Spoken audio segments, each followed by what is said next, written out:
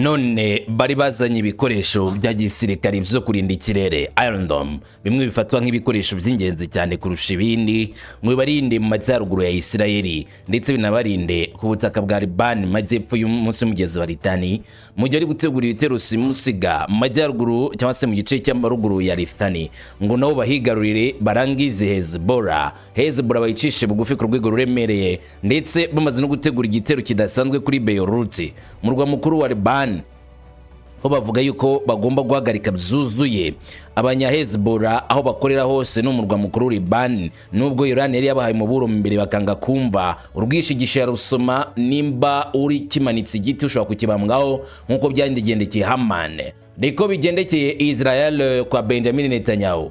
Ruva gusenya rubagezeho. Iron Dome isa nkaho zitarimo gukora. Drones FPV za Hezbollah, rokete nyinshi zimanukiye imitwe y'abasirikare benshi ba ADF bahasize ubuzima, abandi barimo gusutasuta bashaka uburyo bakirukanka, kandi barimo gukora ibishoboka byose ngo barebe ko bahunga agace kari kuberamo iki gikorwa kiremere cyane cyo kuraswa, ariko kandi nanone ko ari gupanga uburyo bukomeye cyane bwo kwihorera kuri Hezbollah.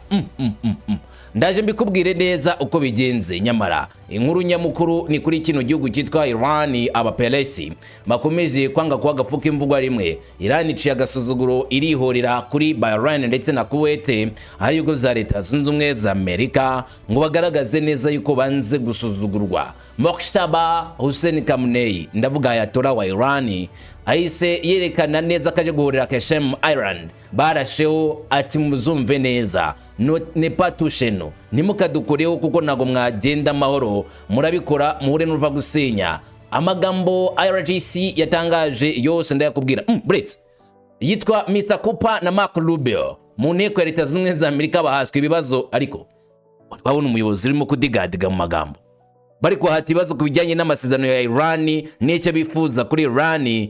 Bisa nkaho Senate cyangwa se abasenateri ba Leta Zunze Ubumwe za Amerika batari kumva neza impamvu y'iyi ntambara. Ndaje nkubwire iterana amagambo ryabaye muri Capitol ndetse n'uburyo Mark Rubio yagiye asubiza iki kibazo hariya muri Washington. Kamwe ku kandi ndabikubwira, bitari byo gusa bimenye. Iran yubatse misile itabonwa na Leta Zunze Ubumwe za Amerika, invisible missile. Ni mu ibanga rikomeye bagerageje misile ndetse bateguza Leta Zunze Ubumwe za Amerika ko niba Amerika iteguye intambara nshya kuri Iran, igisubizo cyangwa se uburyo Iran izayirwanamo buzaba ari uburyo bushya Amerika itigeze yatekereza cyangwa se Amerika itigeze yabonana mbere, buzaba ari ubwo bushya bw'imirwanire, bizaba ari igikorwa kiremereye cy'intambara. Iran izerekanamo uburyo bwayo bw'imikorere idasanzwe ndetse n'uburyo bushya bw'imirwanire. Buretse Amerika nyuma yuko ihanganye na Iran ngo biri gupangira Ubushinwa igitero kiremereye, urugamba rushya ngo ruraje ruri mu nzira. Peke negiye guhura n'uva gusenya, bari gutegura icyitwa umwitozo seba kugira ngo bazahangane na China kubera Taiwan. Ndaje mbikubwire kamwe ku kandi ibikorwa Leta Zunze Ubumwe za Amerika gupanga ndetse n'icyifuza kugeraho. Bitari ibyo gusa, ahubwo uranyihanganira gato nkujyane kuri iyi nkuru yo muri Kiev, nubwo bisa naho wenda bitari kumwe, ariko nta kundi sinareka kukubwira iby'iyi nkuru. Kiev ni muri Ukraine, aho Vladimir Vladimirovich Putin asutse irimbuka neza n'imperuka.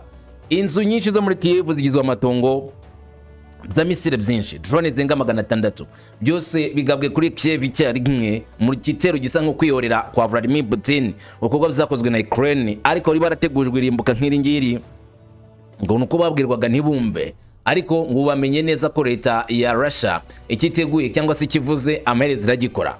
Njyewe ndumugu wa Kamanzi w'Uruwande ngo ikaze mutiyane ku musozi nk'ibisanzwe, ikaze kuri mwese ngo turebe ibiri kuvugwa dore ku mirongo y'imbere ku rugamba hamwe ku hande. Ikaze.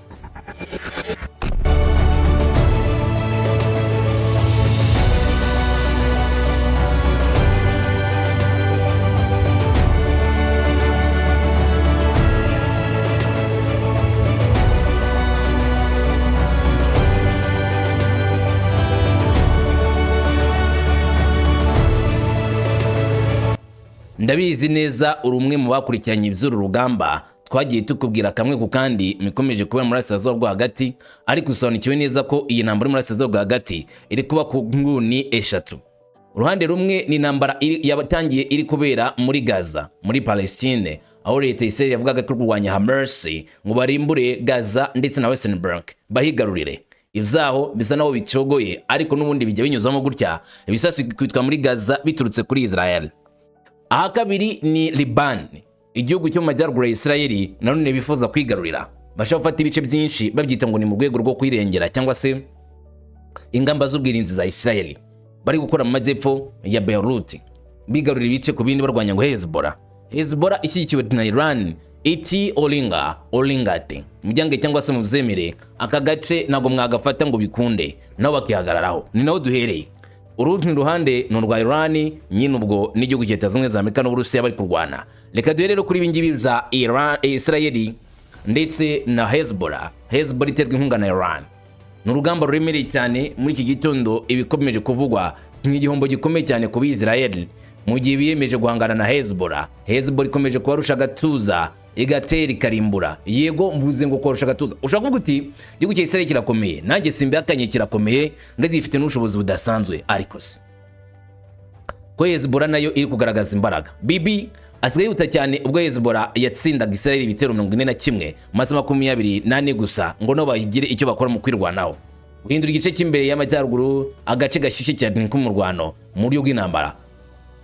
Imuburo sirens 70 zose zavuzijwe nyuma kubona indege za pilote zije ku mijyi ya Israel mu gihe Hezbollah yagabaga ibitero za rocket na za missile ndetse na drones mu duce twa Galilaya no muri Tiberia, bituma abaturage bongera gusubira mu macumbi yabo y'ubwihisho bw'amasasu. Ibisasu bya Hezbollah byakubise nanone intwaro za IDF ingabo za Israel bikubitira rimwe gusa bidasenya ikigega cya Merkava, bigaragaza uburyo ingabo zirwanira ku butaka za Israel zikomeje kuba izibasiriwe cyane kurusha abandi ku rugamba rwo muri Liban. Hezbollah yavuze ko yatangiye ibikorwa 41 bitandukanye mu masaha 24 gusa ashize, bagamije gukomeza gushyira igitutu ku gisirikare cya leta ya Israel guhindura byinshi ku mpande nyinshi. Itangazamakuru rya Israel byatangaje ko ibitero za rocket na misile birenga 70 byabereye mu majyaruguru, ubwo ibitero za Hezbollah byabagaga mu turere twigaruriwe n'amajyaruguru hafi y'umupaka. Nkuko bivugwa muri izi raporo, ibisasu bya Hezbollah byibasiriye agace ka Galilea yo hagati ndetse n'uturere twa Tiberia dutekanye kandi twafatwa nk'uduce tw'ingenzi cyane mu majyaruguru ya Israel. Byakomeje kwiyongera mu majyaruguru ya Israel. Hezbollah yavuze ko ibisasu zabo byangije imodoka ebyiri z'intambara za Israel hafi y'umujyi wa Hadata, bigaragaza ko ingabo zo ku butaka zakoreraga hafi y'umupaka zagabwe igitero gikomeye gikozwe na Hezbollah. Abarwanyi b'uyu mutwe bavuze ko iki gitero cyo ku muhanda cyatumye Israel ihagarika ibikorwa byo kugerageza gusunika ingabo za Israel ubutaka mu gace ka Hadata muri Libani. Bibangamira nanone by'agateganyo inambwe y'ingabo za Israel bari bashaka gutera berekeza indani muri Libani ubwo kino gitero cyabagabagaho. Hezbollah yavuze kandi ko ibisasu zayo bizakoreshejwe mu kuyobora ucyose mu gukubita ingabo za Israel byashenye igifaru kimwe mu cyo twita tank cyangwa se ikigega cy'intambara Merkava ni mu gace kitiriwe Blue cyangwa se k'ubururu. Bigaragaza ko ikomeje Hezbollah gukoresha intwaro zirwanya ibifaru ndetse n'imbunda za Israel. Byongeye kandi indege za pilote zitwa Ababil zavuzwe ko zagabye igitero none gikomeye cyane ku ngabo za Israel, aho zatanagabye ibitero ku modoka nyinshi z'intambara za Israel. Bigaragaza ko zakoreshejwe neza mu buryo bwo kwangiza imitungo y'ingabo zirwanira ku butaka Land Force. Umutegetsi wa Liban yavuze ko Hezbollah itemera icyifuzo icyo ari cyo cyose cyo guhagarika intambara Seselefe nabyo guhagarika imirwano. Reka mu batikure intambara idafite amasezerano yo guhagarika intambara cyangwa se yo guhagarika imirwano ishobora kuba mbi cyane, nubwo Israel yumvaga yuko hari uburyo bwari bwanditswe bwo guhagarika imirwano cyangwa se ubishyamirane. Gusize burivuga ko amasezerano adasobanutse neza kandi batayemera. Umudepite wa Hezbollah Hassan Ferdal yasabye ko habaho guhagarika burundu intambara ku butaka. Bityo bashaka ngo nukuba intambara yahagarikwa burundu, Israel gasubiza inyuma ibikoresho byabo n'abasikari babo, agace ka Liban bakakareka, icyo gihe ariho bakemera guhagarika urugamba. Naho igitwa Seselefe guhagarika imirwano by'igihe runaka, ngibyo nabyo barimo. Bagagarika intambara mu kirere no mu nyanja mbere yuko habaho ibindi biganiro. Asaba ko ibikorwa byose bya gisirikare bya Israel bigomba gupfundikirwa ku kanya. Ferdal yavuze kandi ko ingabo za Israel zigomba kuva mu duce twarwanyirijwe cyangwa se twafashwe mbere yuko abaturage bakurwa mu zabo bakemererwa gutaha. ahuza ubutabazi bw'ikiremwamuntu n'ikurwaho rya gisirikare. Yashimangiye ko amasezerano yari yo yose agomba guhagarika gusenya amazu hirya no hino mu majyepfo ya Liban. Avuga ko kurinda imitungo y'abaturage ari ikintu cy'ingenzi mu masezerano. Fayadal yakomeje avuga ko igitutu cya Iran kuri Isirayeli na Leta Zunze Ubumwe za Amerika byafashije guhindura ibintu nyuma y'iterabwoba riherutse kubera muri Beirut. Avuga ko ihame rya Tehran ryagize uruhare runini mu kwiyongera kw'ibikorwa. Brits Tehran yari yavuze yuko iraza kubamanyura kandi igakubita areba inzega Isirayeli niyongera kugaba ibitero biremereye cyane kuri Beirut. Nyuma y'uwo muburo rero ngo Tel Aviv isa ihagaritse ibikorwa zayo by'intambara zo kwibasira Beirut. Nubwo Trump yahamagariye kwifata, Iran yazamuye ibibazo by'umutekano itanga umuburo utaziguye kuri Israel. Uyu muburo wahawe abaturage bo mu majyaruguru ya Isirayeli ubwo impungenge zakomezaga kwiyongera ku bijyanye n'izamuka ry'ubugizi bwa nabi mu karere. Ibiro bikuru bya Iran bizakata Somalia byaburiye Abisirayeli kuva mu turere two mu majyaruguru niba Beirut yibasiriwe n'ibitero bya Isirayeli bagomba guhita bahunga ku karere. Icyo gihe Ali Abdullahi yavuze agira ati, bitewe n'uko Isirayeli ikomeje kurenga ku itegeko ryo guhagarika imirwano, niba iki kibazo gishyizwe mu bikorwa, turabura abaturage bo mu turere two mu majyaruguru n'imiturire ya gisirikare muri Isirayeli kuva muri ako gace niba badashaka kugirirwa nabi. Uyu muburo watanzwe nyuma y'uko abategetsi ba Isirayeli bateye ubwoba ko bazagira nabi Beirut n'inkengero zayo zo mu majyepfo. Muri make bazakoresha ibitero zo mu kirere, indege zabo z'intambara nka F-35 ndetse n'izindi ndege n'ibindi bikoresho bya misile mu kwibasira Beirut mpaka bashyize hasi abitwa Hezbollah.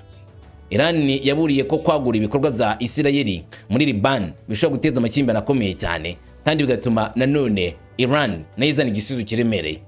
Gusa Donald Trump nawe abyitegereje neza, byaje kuvuga yuko yamweganye igitekerezo cya Isirayeli cyo kurasa Beirut, maze bugana kuri telefone na Benjamin Netanyahu umubwira ko gukomeza gusuka amavuta mu muriro bitaraza kuzana icyiza Isirayeli, ahubwo iraza kuzana akaga gakomeye Isirayeli. Ndetse anabwira Netanyahu yuko ubu ngubu isi yose iri kureba Isirayeli nabi kandi abantu bose batangiye kubona ko Isirayeli yari yogashoza ntambara.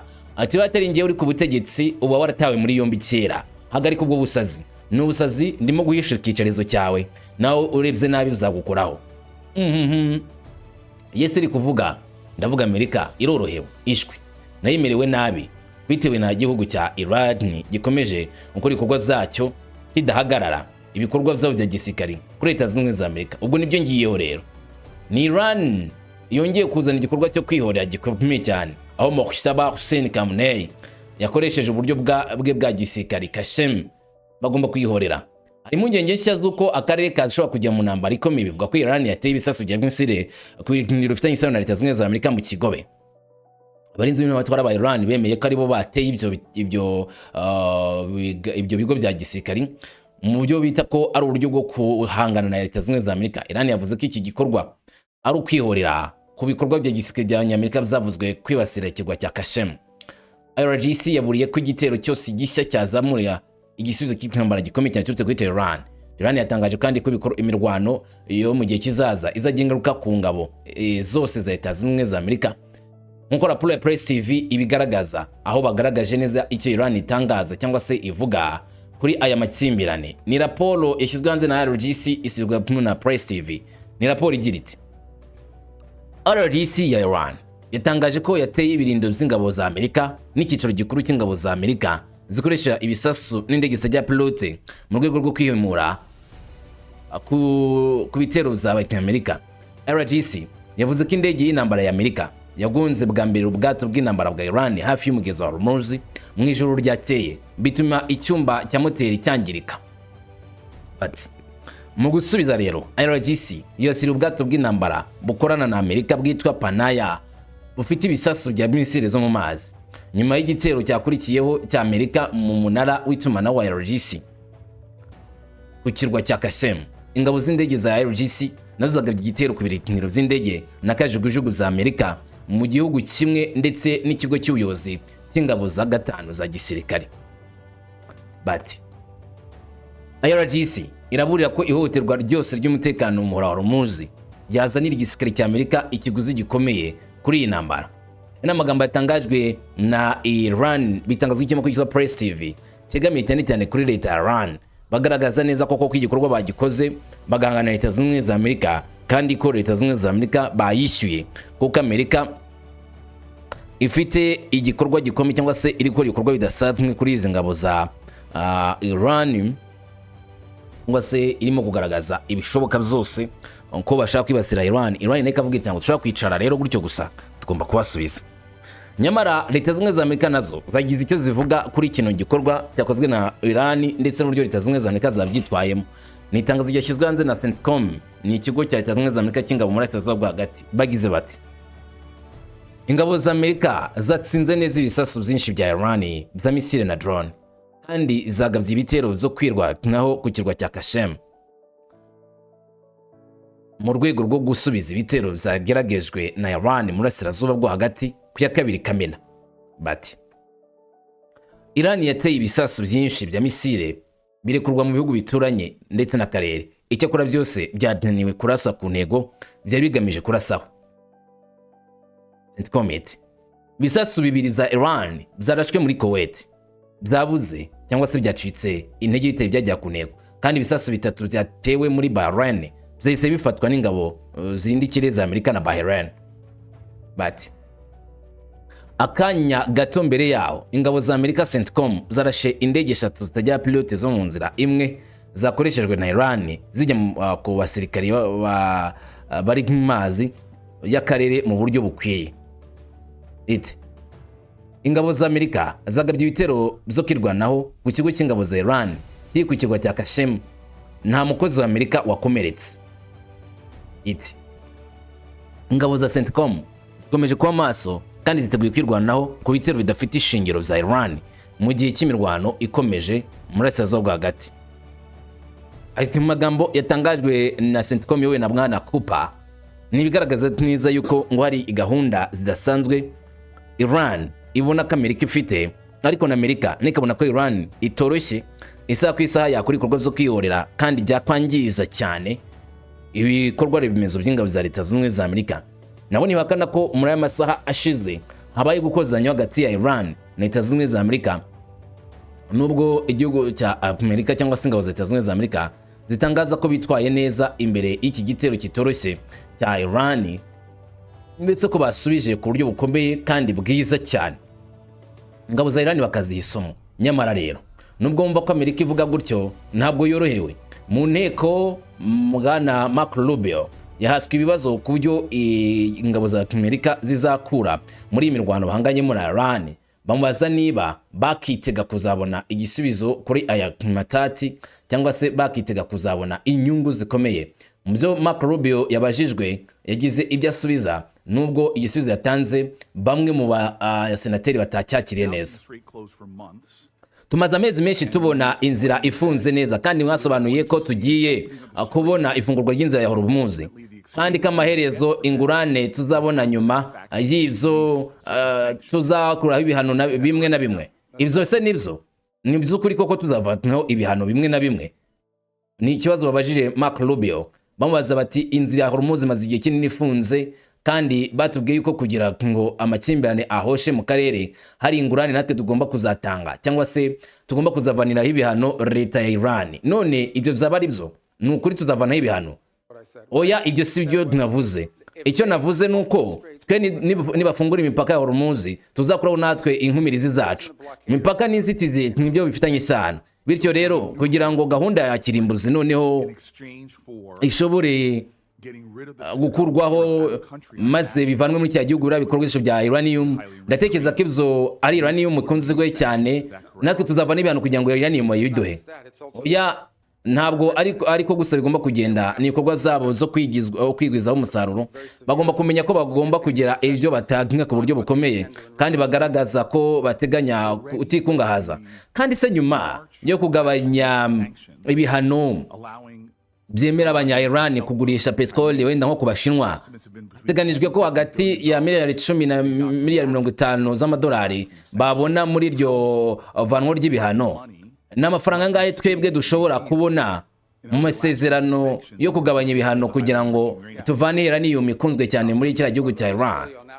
reka nkubwire kuri icyo gice kw'ibihano byakurwaho kuri Iran ari amato ya mu mazi gusa, kandi rero iyo peteroli yari imaze kuboneka ku isoko, ibyo twakoze rero nuko yagurishwa ku giciro cyo ku isoko, ariko ibihano byaratanzwe kandi ku rugero twashoboye kubishyira mu bikorwa, niko dufite inyungu zikomoka kuri ibyo bicuruzwa. Yego rero peteroli yo muri Iran yari itemerewe kugira ngo igurishwe, ariko amafaranga yinjira yagombaga gusubira kuri konti zafunzwe.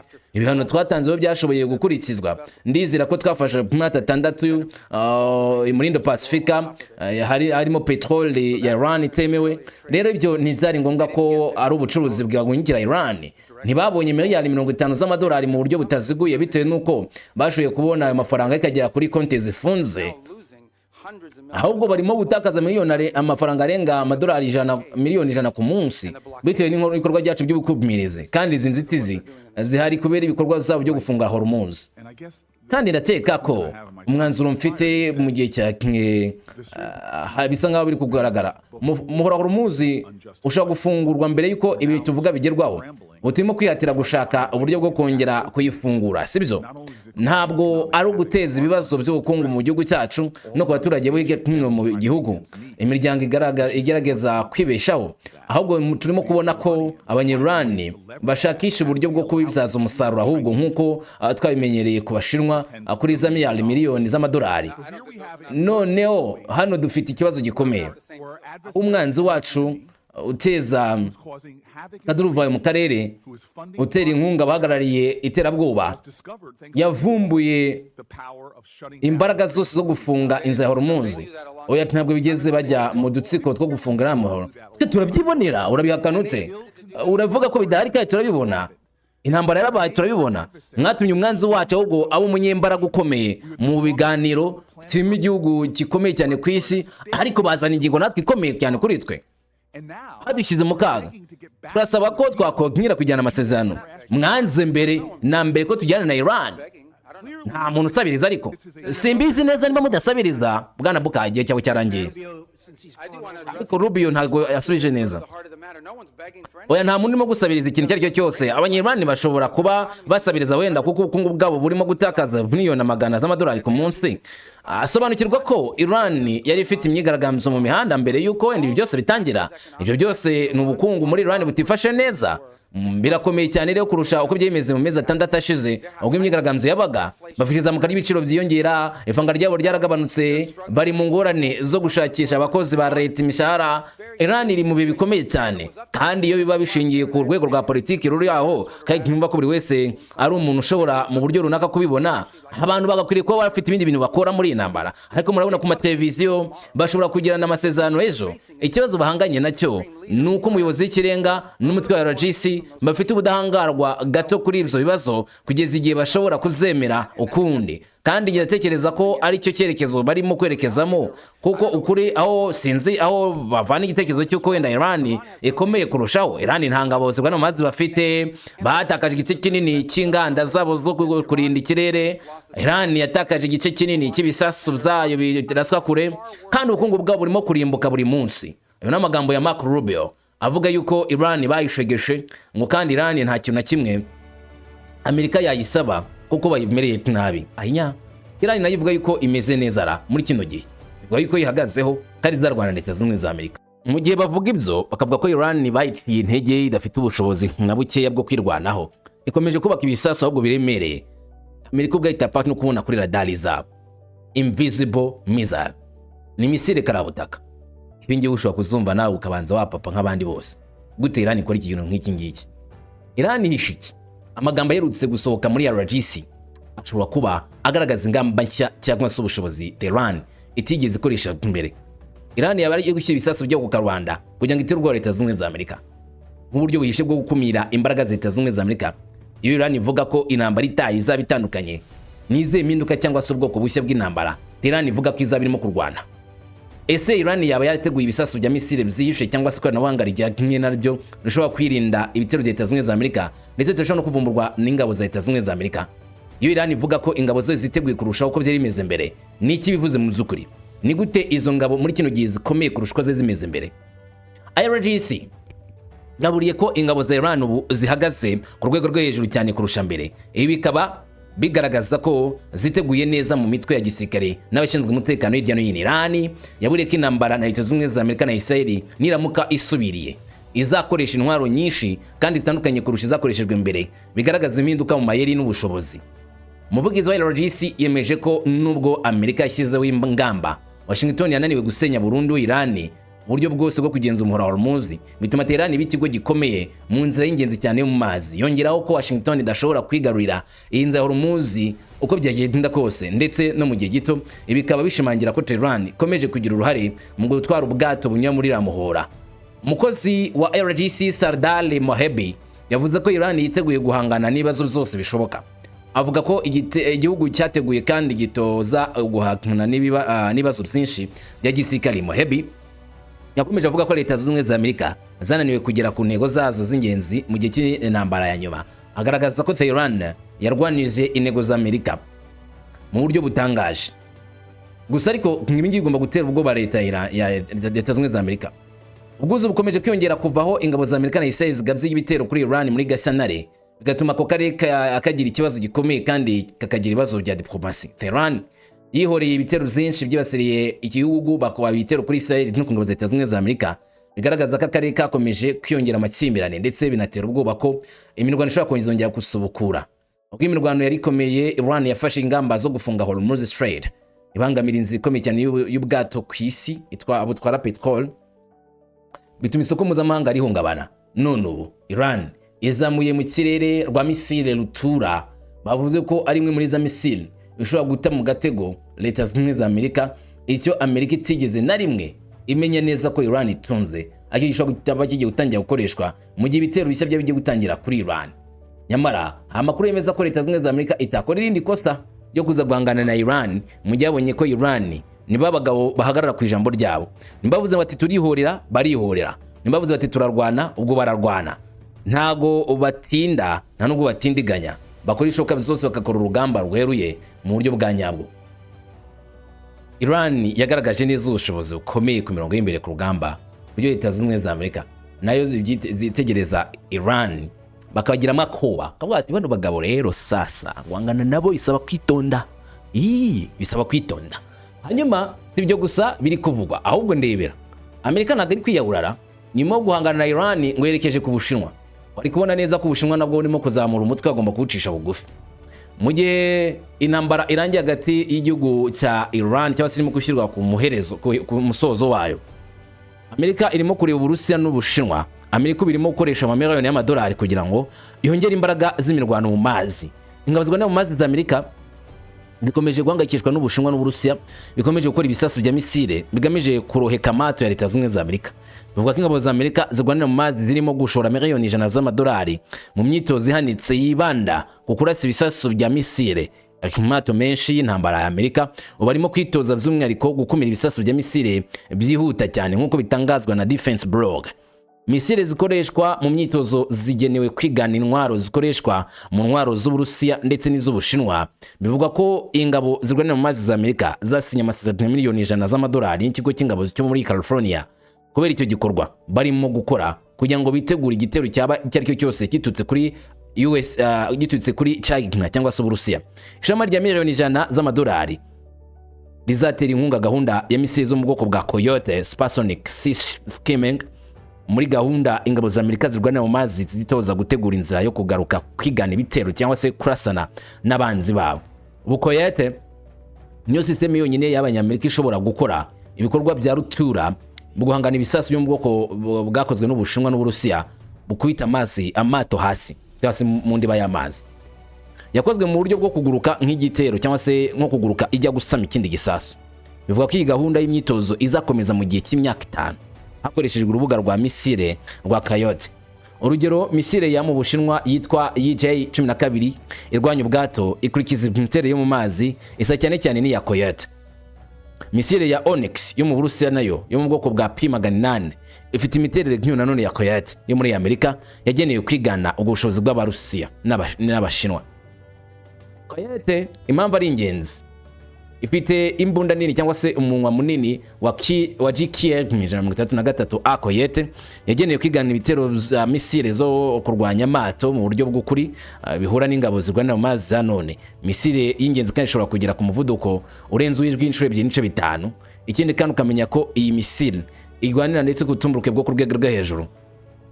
Ikindi ukamenya neza ko uburyo bwo kurwanisha izi misile bizongera imbaraga Amerika kugira ngo niba bagiye guhangana n'ingabo zikomeye nk'Abashinwa baze bafite uburinzi budasanzwe. Impamvu bavuga Abashinwa nuko ari amakuru yemeza yuko igihugu cy'Uburusiya cyo bari kubona ko kurwana nacyo muri iyi minsi bisa n'ibyarangiye nyuma yuko Iran igaragaye ko ifite ubushobozi bwo kurwana kandi gakorana n'Uburusiya, nyuma ko nako Ukraine ifite ubushobozi bwo guhagarara imbere y'Abarusiya. Muri make ubwo nta no kurwanira n'Abarusiya bihari. Ibi kandi bifungurira imiryango inzira ya Taiwan ishobora gutangira guhanganirwa mu minsi iri imbere. Ni nako kaga gakomeye ngakareka kagiye guhura nako cyangwa se isi yose yagiye guhura nako muri kino gihe kiri imbere. Gatujye kuri iyi ntambara no muri nago bizoroshye. Ukraine ibyayibayeho n'ibyo ni isenyuka nirimburwa gusa. Urusaku rwo kwihorera mu Burusiya Uburusiya rurakomeje. Igitero gishya cyateye ubwoba mu murwa mukuru wa Ukraine Kiev. Ijoro rya nijoro hejuru ya Kiev ryo kuba umutuku. Igihe benshi bizeraga ko ibi bishobora kuba byarangiye. Urusaku rw'ibisasu byashenywe igice kinini.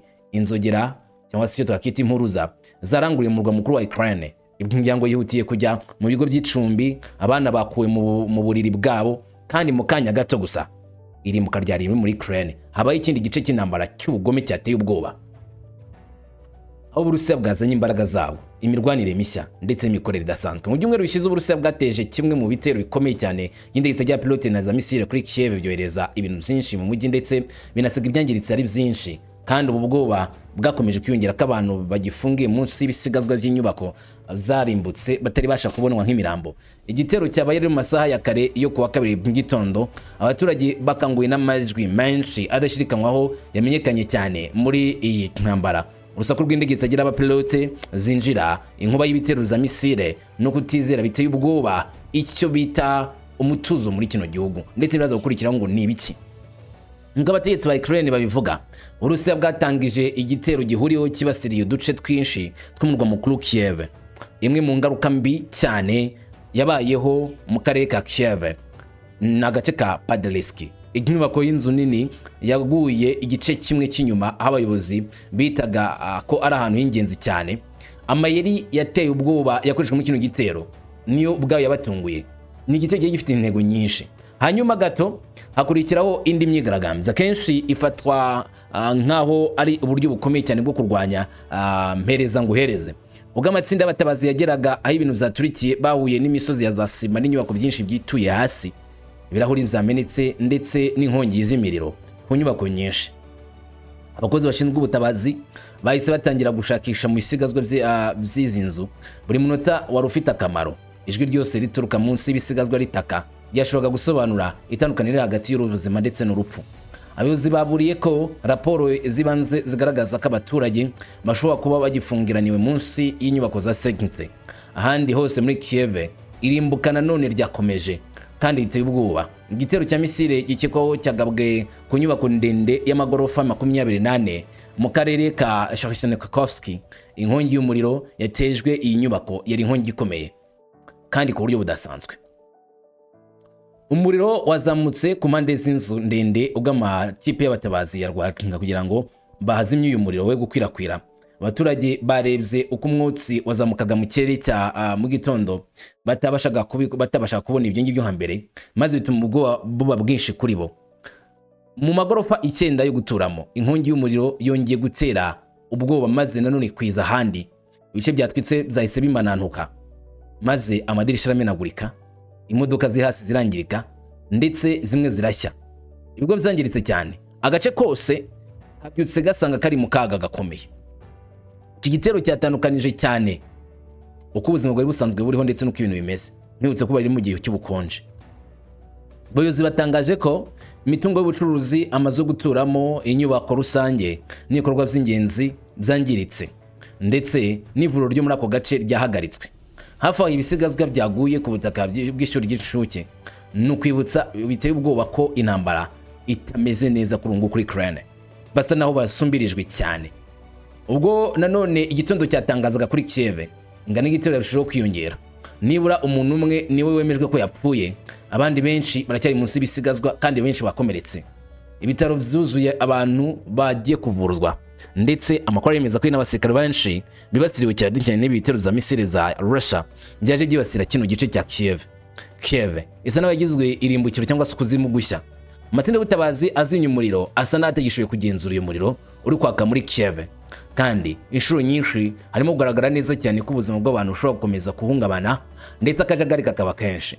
None Kiev katari yonyine no kuraswa, n'utundi duce twinshi turi kuraswa. Ibitero by'Urusiya byavuzwe mu turere twinshi twa Ukraine.